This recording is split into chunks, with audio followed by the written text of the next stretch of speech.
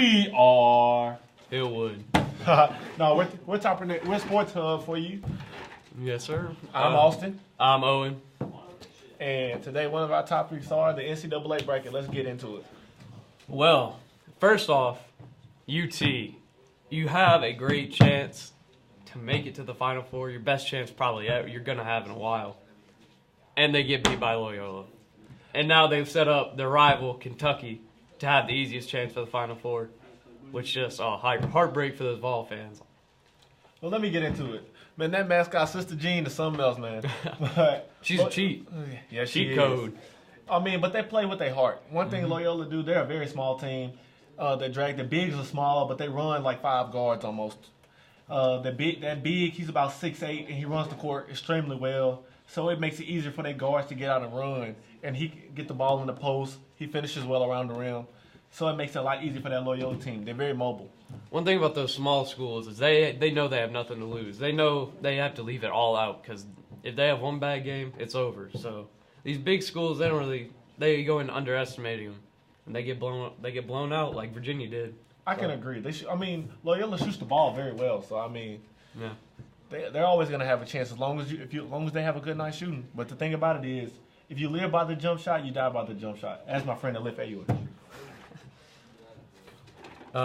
In the West bracket, we're probably gonna maybe see either Michigan, Gonzaga come out of there. I don't really see Florida State beating Gonzaga. I mean, it's not impossible because they just beat Xavier. So and they were the #1 seed. I just don't know how I feel about Xavier though. I haven't seen them. Gonzaga's they're a very tough team, but they get them big. They have a lot of bigs, so it's hard to get them into foul trouble. They got them 4 bigs. They got Hachiko. Hachiko's been shooting the ball as of right now from the 3-point line. He's shooting 32% as a big. So the kid is special. I just don't see them not beating Florida State though. Honestly, Florida State has a lot of talent, but they just not big enough to compete with Gonzaga. Texas A&M beat UNC, but I just feel Michigan's just gonna beat them. I don't know. It's just in my heart. My boys, Michigan, they're gonna come out tough. Don't get me wrong. Texas A&M, they're a well-coached group. Good team. The guard plays 2 seniors out there, and they've been shooting the ball, spreading the ball well, and they play with actually 2 point guards in their starting lineup. That's why they've been processing and moving the ball so well within their system. So that's why I can see that. Well, yeah, it's gonna be a close race in the West, but now going up to the East, we have West Virginia, Villanova. West Virginia. Coach Hutchins did a great job with this team this year. But I think that Villanova is just better coach, better talent. Coach, yeah. Mikal Bridges, the junior, I think he's going to be a top 15 draft pick this year. He's been averaging anywhere from 22. He plays 3 positions. He's 6'8", he's a perfect 3 and D player in the NBA. I just don't see them passing him with that type of talent. He's been playing at a high level. So. And then you have Texas Tech versus Purdue. 2 teams I haven't really seen much this year. I got to catch a little bit of the Texas Tech game, and Texas Tech, one thing they do is they crash the boards extremely well. If you don't get down there with them, they're going to out-rebound you. Their guards are going to out-rebound you. Because, that's one thing they put first. Purdue, they shoot the ball well, but they only have 1 solid big. Yeah. Texas Tech has a plethora of bigs. They're all about 6'8", but they're strong. They get to the rim well, and they finish right around the basket with both hands. So yeah, it'll be another tough race there, but we'll probably see Villanova come out of the East. Oh yeah. Now, yeah. Then you go to the Midwest. You have Clemson versus Kansas. That 2-3 that Clemson has, man, it's like no other. Don't get me wrong. Clemson's been playing in that 2-3 just like a Syracuse, and they're so long, it's hard to get through it, but I just can't see Duke not beating them. You mean Kansas? Kansas not beating them. One thing I have about Clemson is they beat the crap out of Auburn. They blew them out. So I don't know.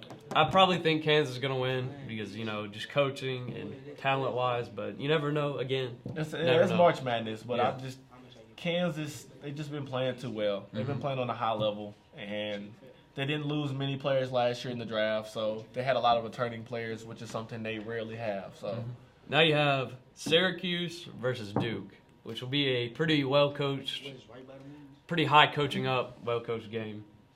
Can you tell them who the coaches are? Jim Boeheim and Coach K.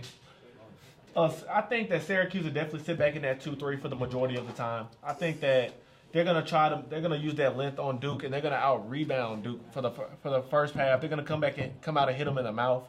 But I think when they come through the game, I think that Duke will eventually start to get them once Marvin Bagley the third starts to get into a flow throughout the game. I think Duval is gonna start to move the ball well, and if they get Grayson Allen going in that 2-3, man, he's gonna shoot them right out of it. Yeah, Duke's probably gonna blow. And him then out. Gary Trent Jr., man, that kid is amazing as far as Duke's gonna kill him. But yeah, you never know though. Again, we said that for every one of these brackets because it's March. You just never know. Anything happen.